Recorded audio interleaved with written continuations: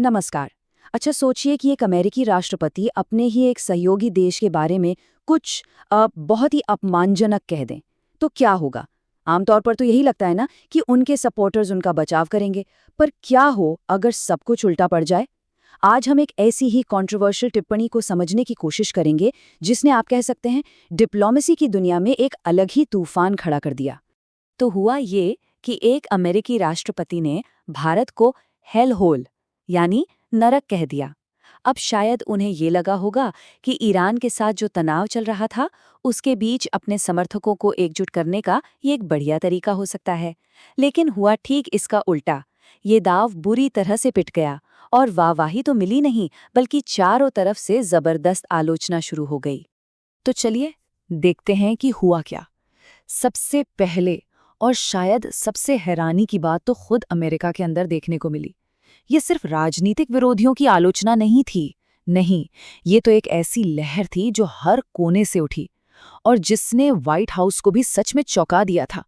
और सबसे हैरान करने वाली बात तो ये थी कि आलोचना सिर्फ विरोधियों से नहीं बल्कि राष्ट्रपति के अपने कट्टर समर्थकों की तरफ से भी आ रही थी। एक समर्थक ने तो सोशल मीडिया पर ये तक लिख दिया कि इस एक बयान की वजह से अमेरिका चीन के खिलाफ बिल्कुल अकेला पड़ सकता है। इससे ये पता चलता है कि भारत को खोने का डर सिर्फ डिप्लोमैट्स में नहीं था बल्कि आम अमेरिकी लोगों में भी था। और ये गुस्सा सिर्फ सोशल मीडिया पर नहीं रुका।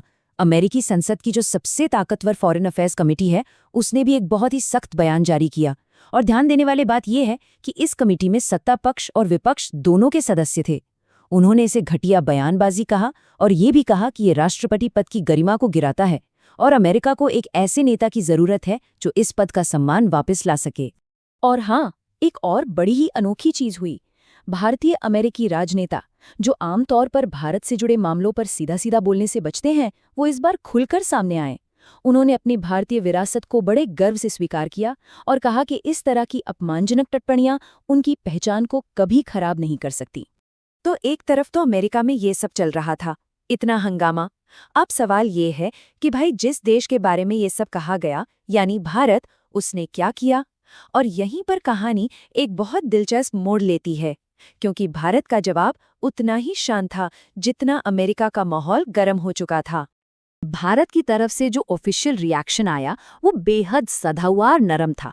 विदेश मंत्रालय ने एक लंबा बयान तो जारी किया, लेकिन उसमें सिर्फ टिप्पणी को गलत और गलत जानकारी पर आधारित बताया। सोचिए, दुनिया के सबसे पावरफुल लीडर की इतनी तीखी टिप्पणी और जवाब में भारत की तरफ से बस ये एक शांत डिप्लोमैटिक कदम। भारत के इसी शांत रवैये ने एक बहुत बड़ी स्ट्रेटेजिक बहस छेड़ दी। क्या ये सही तरीका था या फिर भारत को कुछ ज्यादा सख्त करना चाहिए था? तो यहाँ पर कूटनीति जैसे एक दोराहे पर आज आ खड़ी हुई थी। एक रास्ता तो वो था जो भारत ने चुना, शांति का, संयम का, और दूसरा रास्ता था ज्यादा आक्रामक होने का, बिल्कुल वैसा जैसा कई एक्सपर्ट्स मानते हैं कि अगर चीन के लिए ये बात कही गई होती तो चीन का जवाब होता, एक जैसे को तैसा वाला जवाब। और इस बहस का सबसे बड़ा सवाल यही है, क्या भारत का ये चुप रहना, ये संयम दिखाना कहीं एक खतरनाक पैटर्न तो सेट नहीं कर रहा? मतलब क्या दुनिया को ये सिग्नल जा रहा है कि भाई भारत को कुछ भी कह दो, वो ज्यादा कुछ नहीं करेगा? यही डर था कि आज का ये संयम कहीं कल की कमजोरी न बन जाए। और जब ये सब चल रहा था तो इस पूरी सिचुएशन का एक और बहुत ही दिलचस्प नतीजा निकला। अमेरिका के जो जियोपॉलिटिकल दुश्मन हैं, उन्होंने इस मौके को हाथ से जाने नहीं दिया। रूस और ईरान जैसे देश खुलकर भारत के सपोर्ट में आ गए। ईरान के दूतावासों ने तो एक कदम आगे बढ़कर भारतीय शहरों की खूबसूरती दिखाते हुए वीडियो जारी करने शुरू कर दिए, जो कि इस टिप्पणी का एक सीधा जवाब था। तो आखिर में हम घूम फिरकर उसी एक सवाल पर आ जाते हैं, क्या भारत का ये शांत रहना एक सोचा समझा कूटनीतिक मास्टर स्ट्रोक था, ये दिखाने का एक तरीका कि वो इन छोटी मोटी बातों से ऊपर है, या फिर ये एक बहुत बड़ा मौका था जो भारत ने गंवा दिया, एक ऐसा मौका जहां भारत को दुनिया के मंच पर अपनी ताकत दिखानी चाहिए थी?